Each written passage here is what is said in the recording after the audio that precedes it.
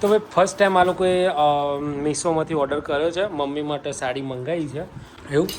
તો ગાઈઝ બધા બેસી ગયા છે અહીંયા પકોડી ખાવા માટે.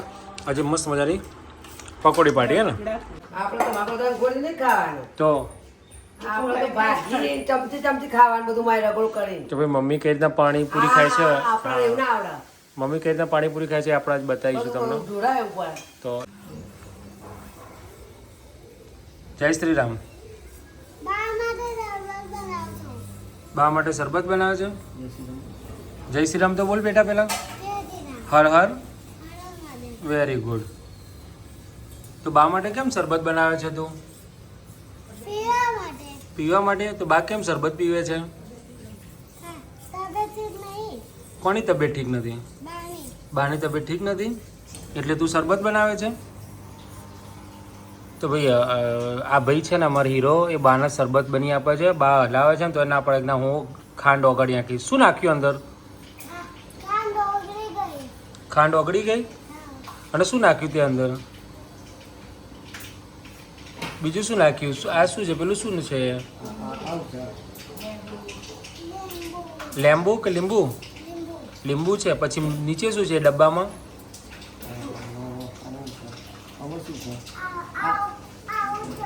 એવું છે. મીઠું મીઠું લીંબુ અને ખાંડ હે ને. પછી બીજું શું આવે? પાણી. Very good. તો એને બનાવી છે. તાર પીવાનું છે? બાને પીવાનું છે? તાર પીવાનું છે? બાના અને તને. ઓકે.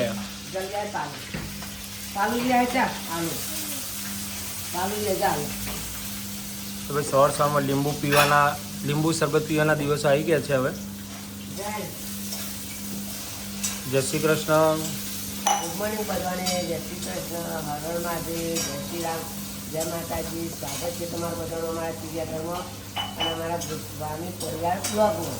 હા ચલો બેસતો જ નાસ્તો કરી રહી. નાસ્તો બનાવો છો બહુ પૌવા અને મને થોડી તબિયત લસરી થાય એટલે હું સાબત પીવું છું. પાણી નતું લાવવાનું બેટા. થોડું તો પાણી જુઓ નહીં.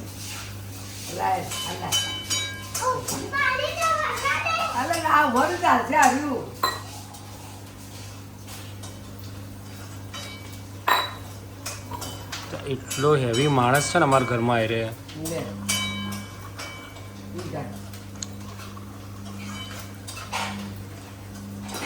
કેવું લાગ્યું? કેવું? હા. અને અહીંયા અમારો સવારનો નાસ્તો બની રહ્યો છે.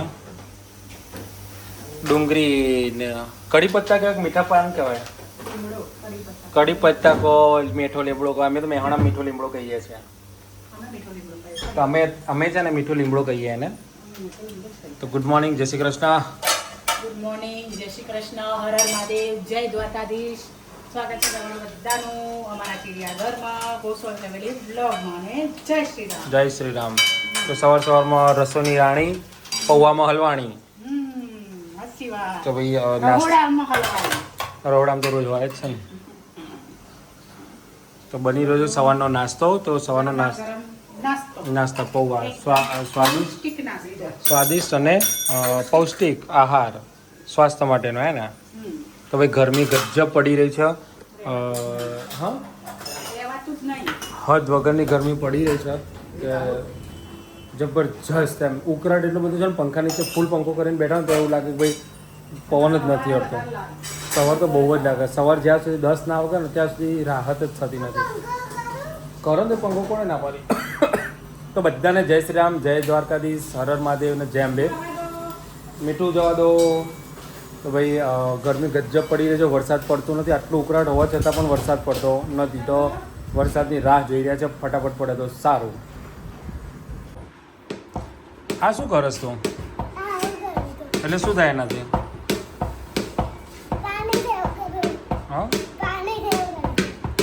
પાણી જેવું કરે છે એટલે એનાથી શું થાય? નીચે સ્ટાઇલ તૂટી જશે તરવા. હા ના તૂટે સ્ટાઇલ. કોઈ નહીં. મજા આવે છે પાણી બનાવો તો પાણી પીધું લાગતું નહીં. હા પાણી બને તો પાણી પીધું લાગતું નહીં. એટલે શાનું પાણી આ જો લીંબુ શરબત. તો ગાઈઝ જો લીંબુ શરબત બનાવી દીધો છે પેશન્ટ માટે અને પેશન્ટ જો બેસી ગયા છે પીતા નથી પીધું તો ખરા આ તો પેલા છોકરા પાણી વેડ્યું કેવું કરો વધારે પાણી રેડી દીધું આને પડ્યું તો કેરીએ ખાતા ખાતા થોડી મૂકી છે ફોન આવ્યો એટલે શું કરે છે તું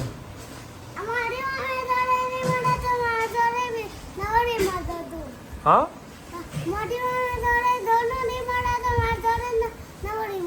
હા તો શું થયું અવાજ કરતો હતો તો આ ભાઈ આ મસ્તી અહીંયા કરી રહ્યો છે અને આજે મસ્ત મજાની બની રહી છે પાણીપુરી પકોડી રગડાપુરી કો રગડા અને આ લોકોએ પહેલી વાર મીશોમાંથી પાર્સલ મંગાવ્યું છે કદી મંગાવતા નહીં મીશોમાંથી અને હાડું મંગાવ્યું છે હાડું હા પકોડો તો પહેલું પાર્સલ મંગાવ્યું છે એટલે જોઈએ કેવું રહેશે આ ગુંડો ઘેર એકલો ને એટલે અમારે બધાની વાટ લગાવશે બેઠો બેઠો પણ અહીંયા જો બધા બેસી ગયા છે પકોડી બનાવવા માટે પકોડીની તૈયારીઓ કરે છે પકોડી બનાવવા માટે ક્યાં પાણીપુરી પકોડી પકોડી કે બનાવવાની છે પાણી પાણી જ ખાલી રગડો ને લસણનું પાણી બનાવ્યું અને આ તીખું ગળું પાણી બનાવ્યું. બરાબર અને તમારે ચાટ કરવો રગડા ચાટ કરવી તેમાં જ ખાલી જીરી સેવ લેતા આવજો ઝીણી સેવ જ પડી છે ને અંદર તમારા રગડા ચાટ એ થઈ જાય. ઝીણી સેવ પડી છે થોડી તીખી.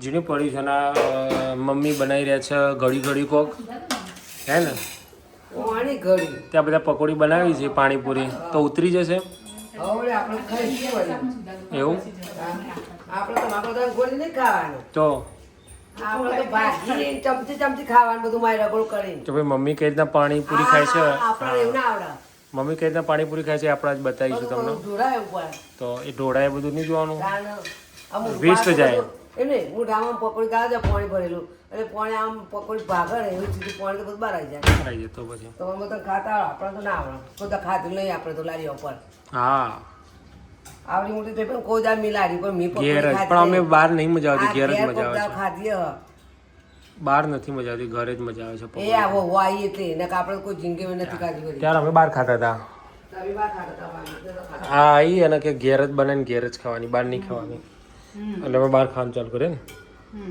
તું બાર કામ કર ને ઘેર ખાવાનું ચાલુ કર્યું તો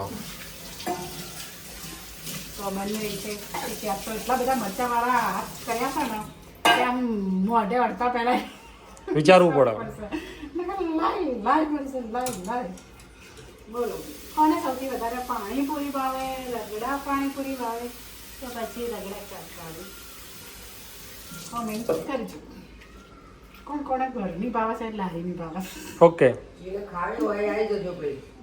એવું તો ગાઈઝ બધા બેસી ગયા છે અહીંયા પકોડી ખાવા માટે આજે મસ્ત મજાની પકોડી પાડી હે ને રગડા રગડા શું ખબર નહીં હવે જે કહીએ બધા હા અને ચાટ પૂરી બનાવી ચાલે અને જો ભાઈ મમ્મી કઈ રીતના ખાય છે ટેસ્ટ શું રાખ્યું એમાં બધો જ સામાન બધું જ સામાન પકોડી આ લોકો જેમ આમ ભરી ભરીને ખાય ને એ રીતના નહીં પણ આ રીતના એટલે પકોડી આમ ચૂરો કદેલો પચોડી પચોડી ખાય છે બળી ગરમ કોઈ વસ્તુ જ નથી બળે બાળી નહીં ઠંડો જ ચમચોડ્યો તો ચાલો ભાઈ તો આવો રગો ખાવા આપો આવી જજો. કોને ટેસ્ટ કરવો છે આ મસ્ત થઈ ગયા ને એ ધોવાની ને ચા. એમ દહીં અને સેવ લાવો મોઢો પોરો કરીને ખવાય છે માસી હશે બાજુ ઓય લેવા છે ને છો ના લઈ લે જાતે બનાવી તો ચલો ભાઈ મસ્ત મજાની પકોડી હા તો ભાઈ ફર્સ્ટ ટાઈમ આ લોકોએ મીશોમાંથી ઓર્ડર કર્યો છે મમ્મી માટે સાડી મંગાવી છે જોઈએ હવે કેવી નીકળે છે કારણ કે અમે તો 4-5 વખત મીશોમાંથી ઓર્ડર કર્યા પણ કદી આવતા નહીં પહેલો મીશોનો ઓર્ડર ઘેર આવ્યો છે બિચારો તો જોઈ લે કેવું રહે છે ખોલો કાતર બાતર લાવી દે ને નકર ખેંચી લે ખુલી જ જશે લગભગ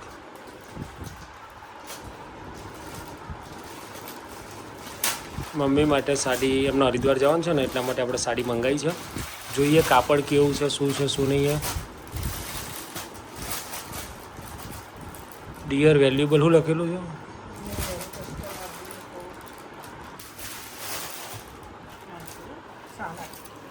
ફોરી છે તો ફોરી હા સારી લાગે છે થોડું ને ખોલો ખોલો ખોલો આ કેટલા વાળી છે ખબર નહીં સરસ લો પૈસા વસૂલ છો ભાઈ મેં હાથમાં પકડીને મને તો એવું લાગ્યું કે પૈસા વસૂલ છો સરસ લો ખોલવા આખું જોઈ લઈએ પીસ છે કે શું છે આઈ થિંક સો ચલો ભાઈ એક સાડી પૂરી તો બીજું પાર્સલ ખોલવા જઈ રહ્યા છે એ લગભગ મોંઘી છે 100 રૂપિયાનો ડિફરન્સ છે એ મોંઘી હતી એવું છે? પછી તો એ વાત નહીં મોંઘી. તો એ હશે મોંઘી તારા અને પટ્ટી બટ્ટી છે તો વળી હશે. અરે બની શકે એવું આ તો પ્લેન જ હશે આ તો કશું નહીં આવે. સાદી આપણે બસ ઘેર પહેરવા માટે આ ગાડા હતા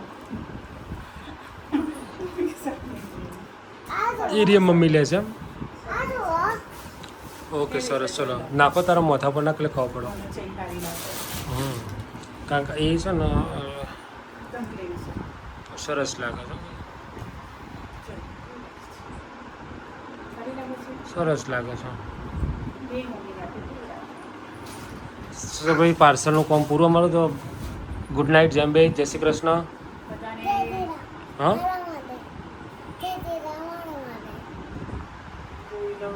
ગુડ નાઇટ જય શ્રી કૃષ્ણ જય શ્રી રામ હર હર મહાદેવ જય દ્વારકાધીશ મળે આવતીકાલના બ્લોગમાં ત્યાં સુધી બધાને ગુડ નાઇટ